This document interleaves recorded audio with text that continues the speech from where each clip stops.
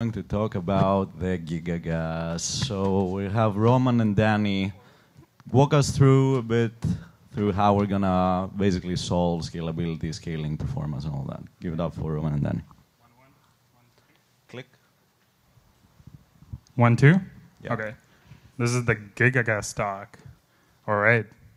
So you'll hear us say a word Gigagas a bunch of times. Let's play a game like you can count it, and whatever Georges can figure out the present for you afterwards. Yeah, Gigagas. All right. What happened to all of the images? That works. All right, so measuring chain performance. Obviously, TPS does not represent an actual throughput of the chain because you cannot, a single transaction does not have information about its complexity. A better metric is gas per second. For a number of reasons you can see on the screen, I think everybody is on board with us for measuring the chain performance accurately. So where we are at now, we're currently at 100 million gas per second. Our goal is obviously, you can say it, Gigagas. All right. Why? Because we want to speed up the Ethereum chain and the L2s to be able to compete with all of the other networks.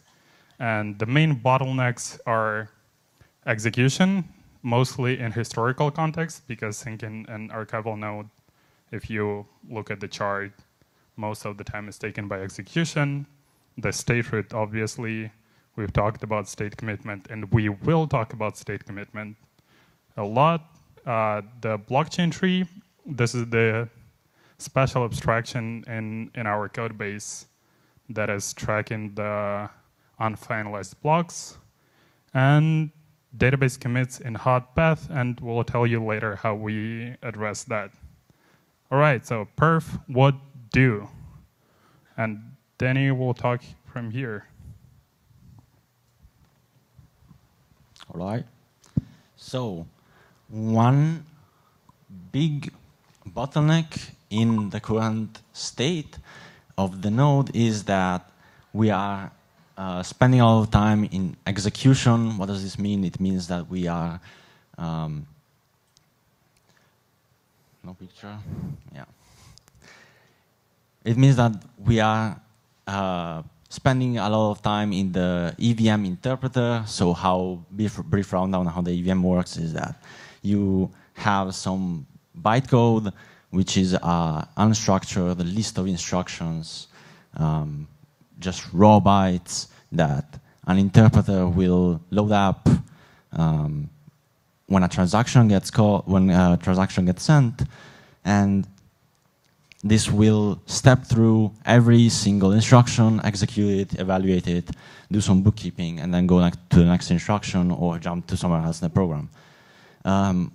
This works fine, has worked fine always.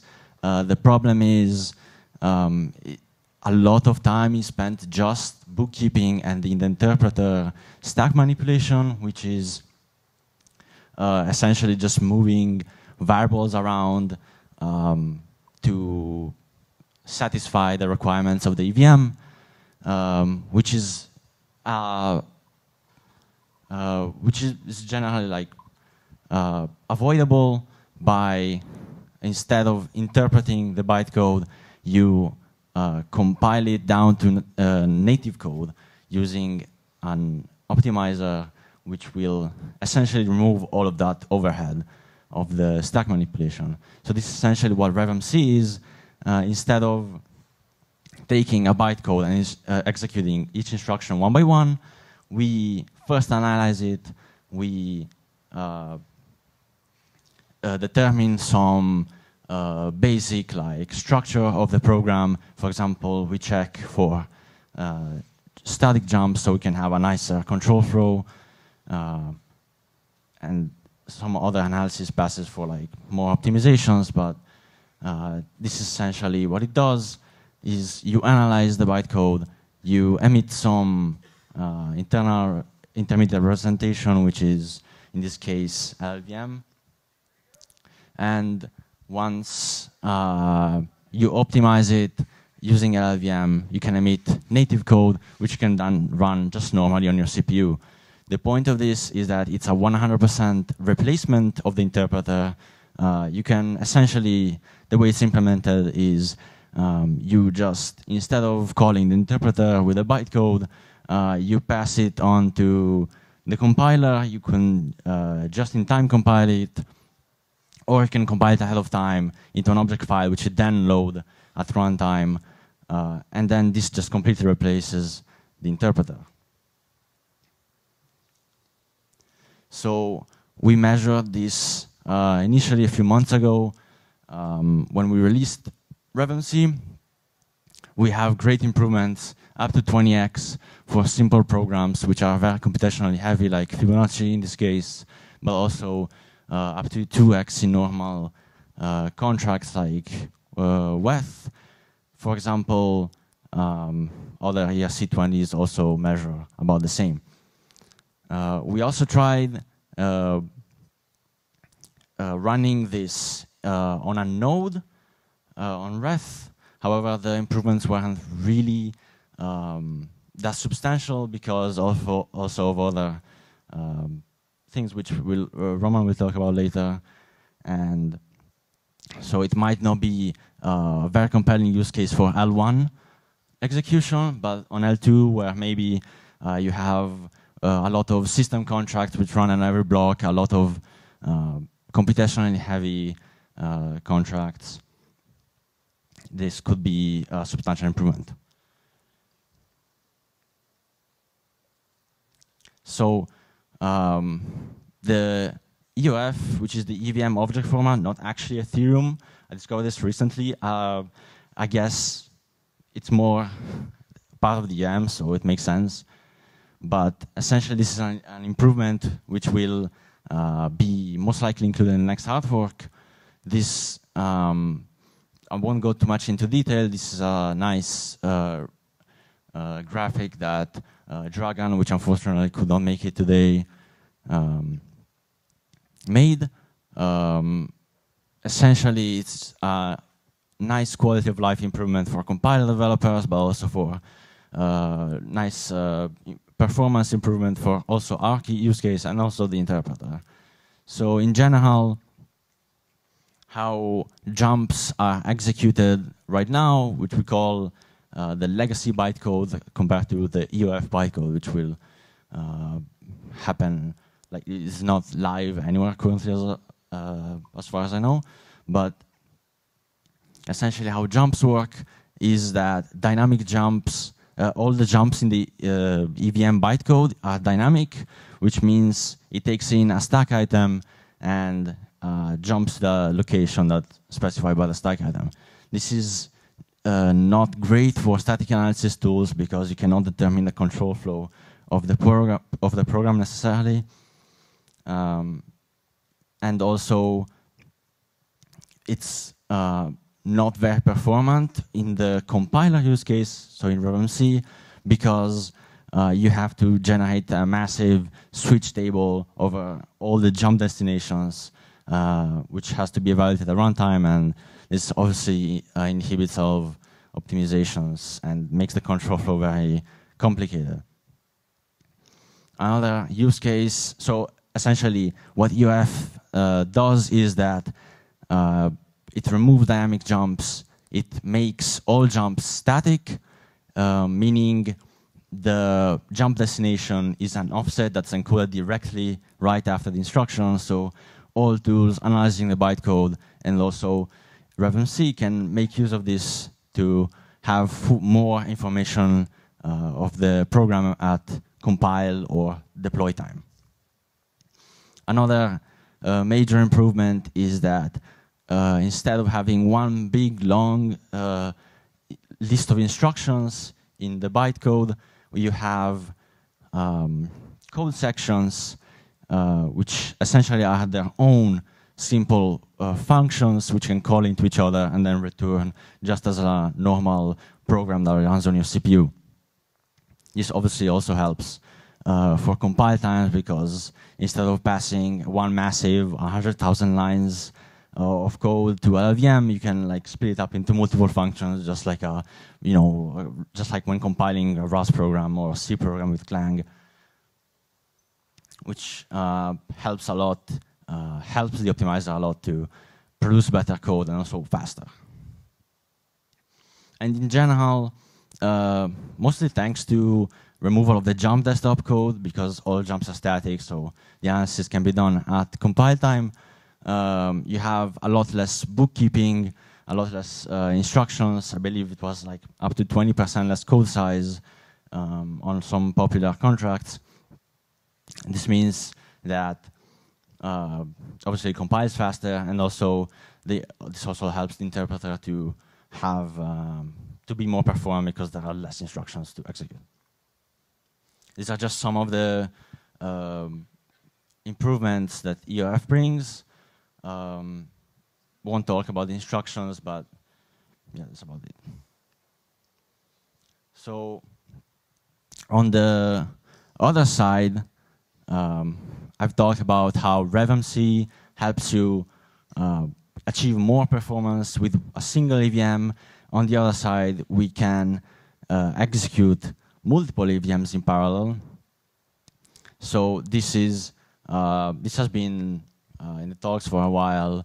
For example, since a bunch of recent blockchains have been like advertising this, that you can execute the EVM in parallel.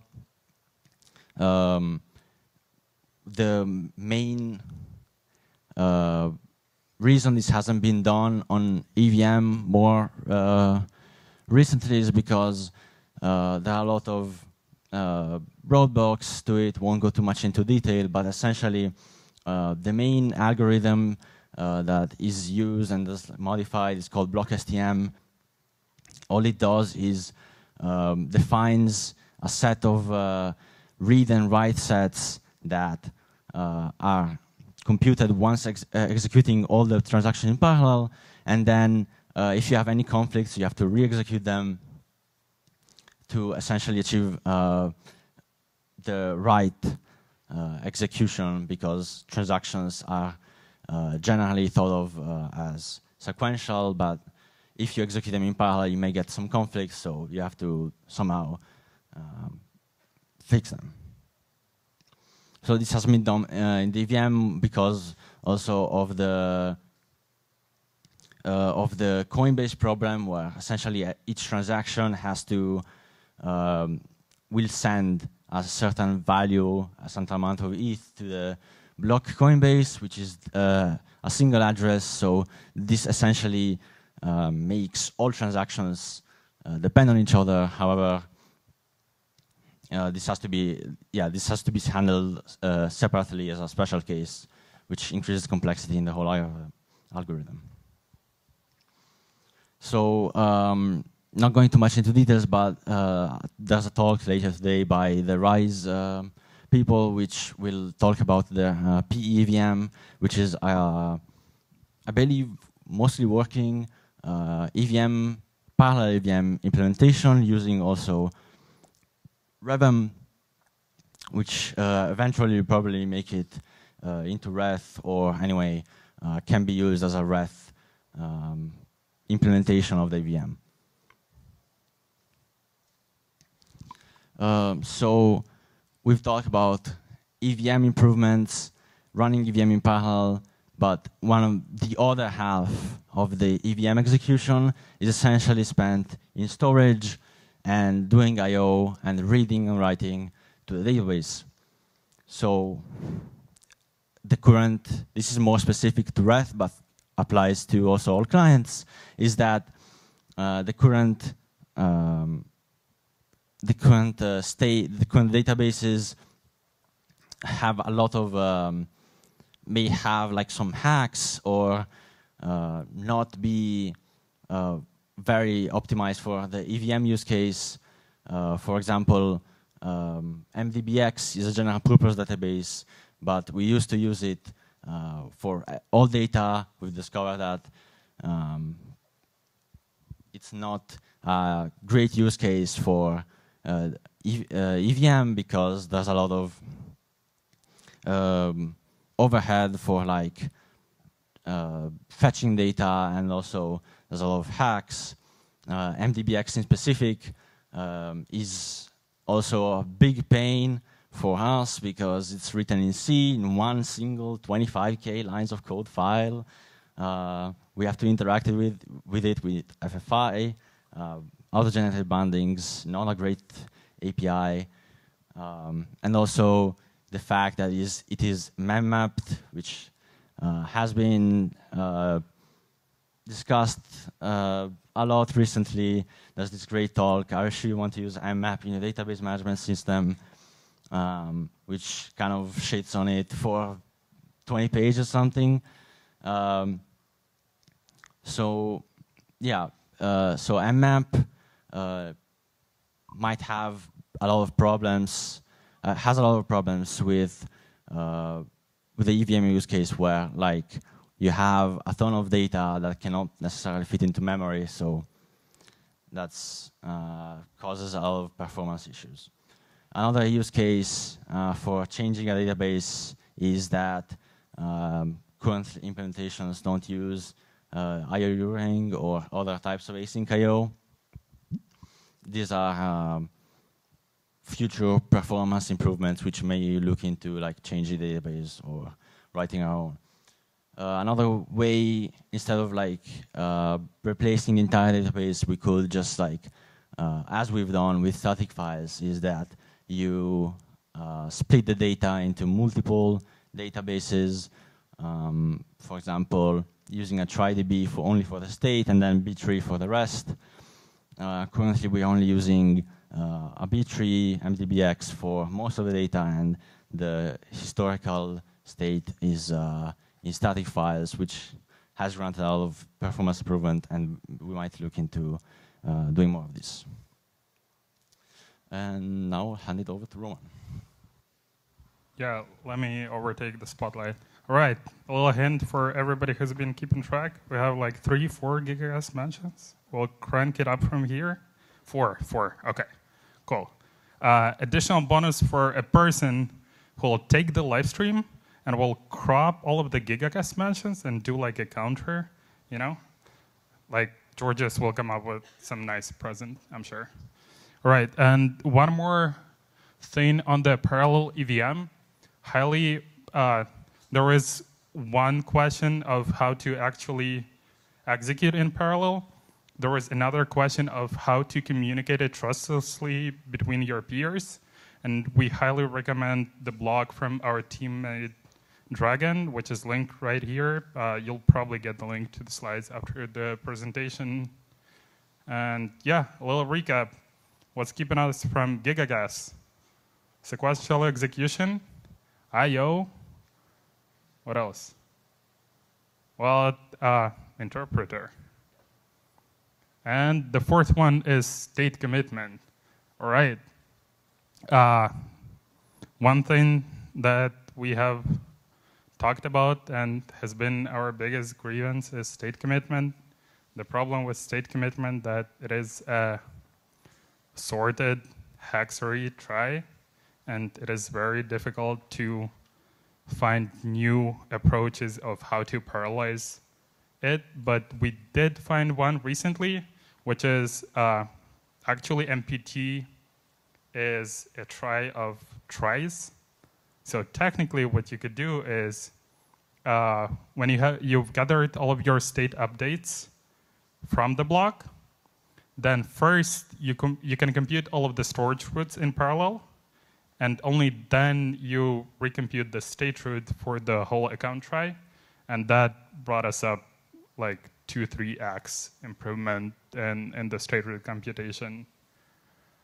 What is it? Yeah, this is what I just mentioned. Another performance improvement for this is caching the intermediate nodes. So when you have long in-memory chains, you can preserve the intermediate nodes for the previous blocks that have not been committed to disk yet, and you can reuse them to compute the state root for next blocks. Some ideas, actually, George's suggested that as you execute the block, you can stream the access list, the state access list, to a state root computation task, which preloads all of the access nodes. And then when you're done with execution, you have gathered the whole access list. Arguably, it is faster. We have not, we wanted to experiment with that for a while. We have not had time yet. And yeah, another approach is just you take the full try and you split the try into sub-tries and you compute in parallel the roots for specific path in the try. Yeah, images. They lost my meme. What happened? There is my meme. Right, hex retry is the root of all evil. I thought, no laughs in the audience? All right, I thought really hard about this one. Yeah, another alternative is to get rid of hex retry. I think given how often we bring up the problems that we have with MPT during these talks, you can understand how painful it is for us to interact with it. Yeah, just we mentioned already all of the pain points. Yeah, and the fifth item that is keeping us from doing gigagas or potentially multiple gigagas per second is the consensus engine, and this is specific for Reth, how we initially implemented the consensus engine.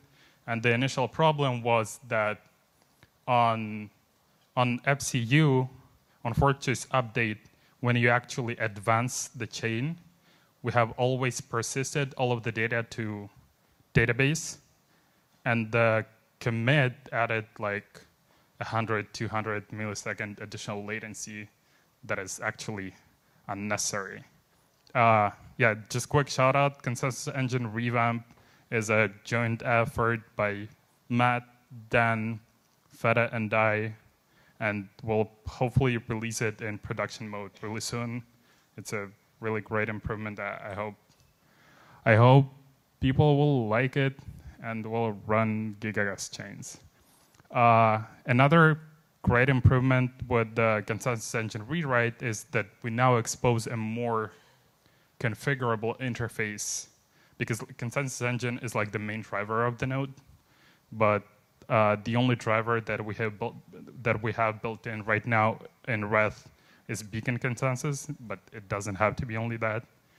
Potentially, you can swap it out for PBFT, Tendermint, BFT, or whatever the hell you want to use. And yeah, again, they lost the numbers. Here are the numbers.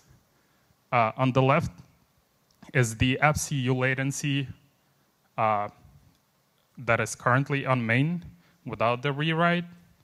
On the right, with the consensus engine rewrite, just for you to understand, the left one is in milliseconds. The right one is in microseconds.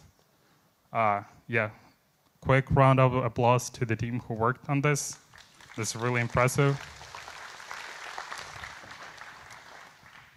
Yeah, and another one, we come up with all of these ideas about performance improvements, but how do we actually experiment with them? How do we measure them? We did come up in the past with a couple of debug scripts that allow, replayer scripts that allow us rerunning certain segments of mainnet, but this creates certain bias towards mainnet data, and this also restricts you to mainnet protocol, and some of the performance improvements for your chain might not be mainnet compatible, Ethereum mainnet compatible. So yeah, now we have AlphaNet. It's going to be deployed in live really soon, and we hope that with AlphaNet we can experiment really fast on execution layer innovations, and it will just give us a fast iteration loop. Yeah, I came up with a slogan for AlphaNet. I did not run it by anybody yet, but deploy, bench, rinse, repeat. there should be a Gigagas word somewhere as well. Right, thanks. Questions?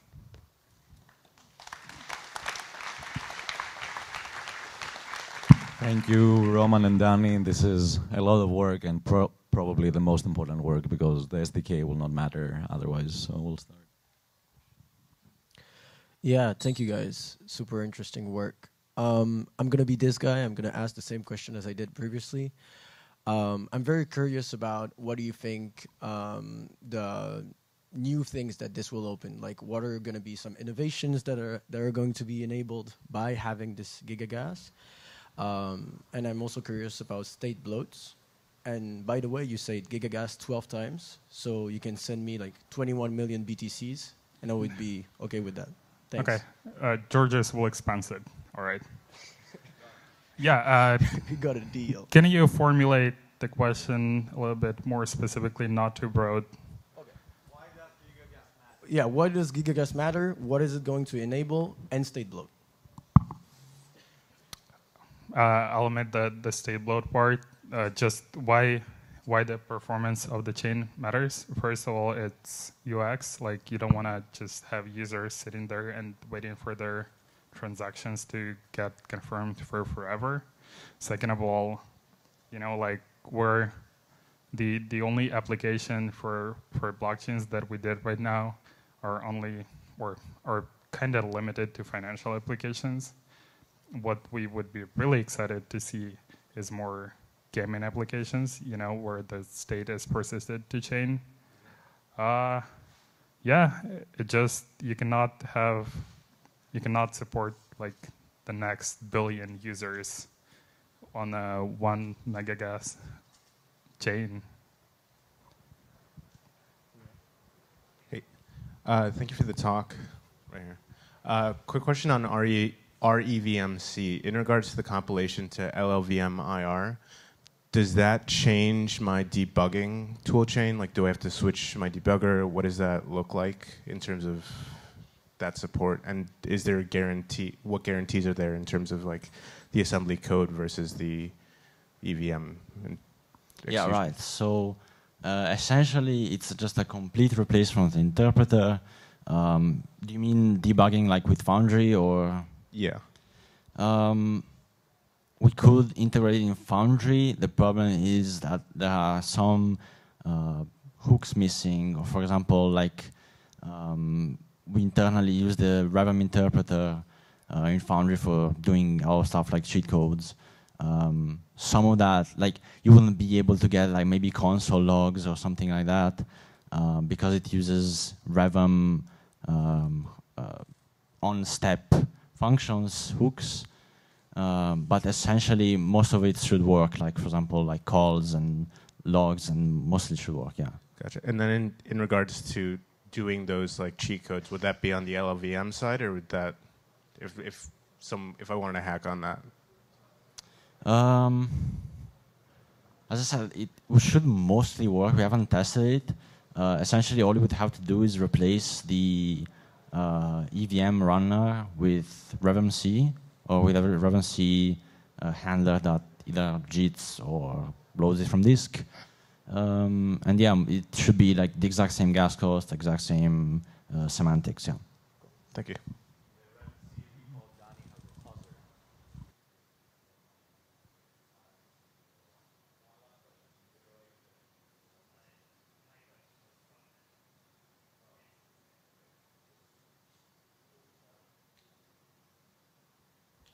So for the replacement of storage, there's a bunch of ideas there.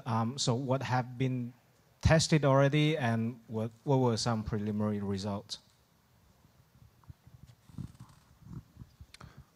Yeah, the thing about replacement of storage, I'll say the pain point that we had initially. Initially, we had only one storage type, and what the thing that we did not realize as we were migrating to static files is now we have two different storage types. And in the past, like we relied too much on the atomicity of the database transaction, and like whenever the node crashes, like it drops, it does not commit anything. And we did not realize, so in my view, the biggest pain point between having like layered databases, layered storage types, is synchronizing them. What we did try is, I think somebody already mentioned there was a question, like we did try Parquet. We tried like other, for static files specifically, for append-only data, which tried like different file formats, and they did not work for the things that, for our benchmarks. So like we kind of reinvented the wheel and built our own. What we're keen to keep experimenting on are different databases, like for different use cases. Like maybe in a year from now, you'll see our tree stored in like Firewood or some other more appropriate database for the try. Yeah, thank you. Thank you, Roman and Danny.